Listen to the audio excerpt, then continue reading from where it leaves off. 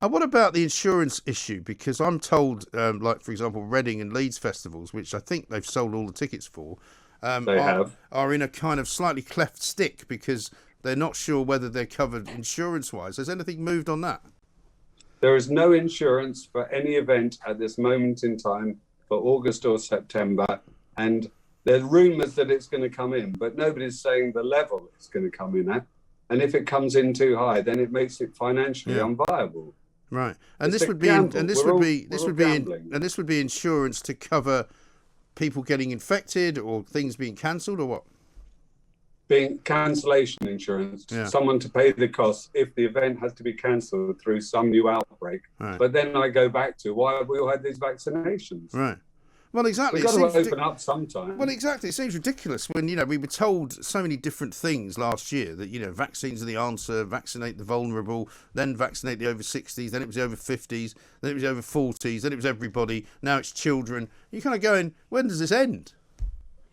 Exactly. And there are going to be other things come along, and we just have to deal with it and live with it and get on with it because, everybody is putting aside the mental health issues, everything.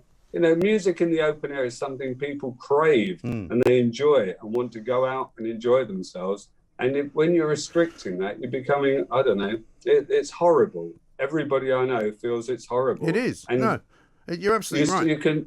you can still have 20,000 Scottish supporters in Leicester Square Yeah. drinking a lot and dancing, but you can't dance at a wedding. Explain that to me. I know. It's absolutely ridiculous. It's bonkers. I mean, my hope, John, and my belief as well, is that people will just start ignoring some of this stuff. But it doesn't help you, of course, because you can't ignore it because you can't put on a big public event without, permission to do so.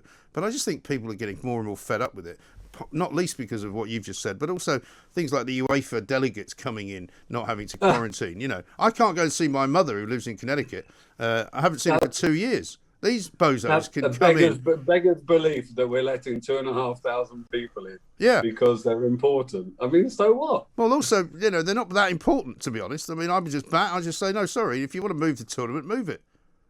Yeah, I would say my staff were more important than them, Exactly. earning them a living and keeping their families alive. Exactly. And also, you guys, apart from the employment that you provide, apart from the money that you generate, I mean, you need to presumably be, if you're booking Isle of Wight Festival 2022, you're booking people now for that, aren't you?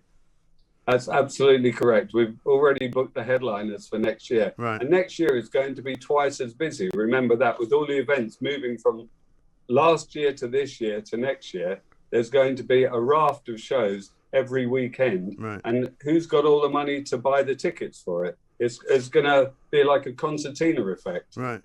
Well, I mean, that's at least something to look forward to. But I mean, what do you look at? Is there a kind of is there a next sort of date in your head as to when you might find something out which is going to be helpful? I think if it doesn't open up on July 19, there's going to be civil unrest. People are just going to take the law into their own hands, to be perfectly frank. Yeah, no, I think you're absolutely right. Well, listen, John, I wish you all the best. I mean, I assume you can't do much now this summer. Are you out of the game for 2021? Oh no, we're going to do the festival. We're going to do the Genesis tour in September. We're going to do everything physically possible to make things happen. Brilliant. Well, listen, we would be very happy to help with anything you need. So just talk to us anytime you want. We'll try and get the message out there. Thank you very much indeed. Cheers. John, thanks very much indeed. John Giddings, Isle of Wight Festival organiser. It's absolute tragic. It's absolutely tragic that these guys are having to go through this nonsense because it's not just the fact that they don't know whether they can do anything. It's the complete and utter, insanity of some of the comparisons and the way that, as he says, 20,000 Scottish football fans, nothing against Scottish football fans, can dance around, jumping about, being very close to one another, drinking, having a great time. I mean, it did look like fun, but nobody else can do anything. You can't dance at your own wedding. You can't wear a veil without wearing a mask. I mean, really? Is this what we've come to? For heaven's sake.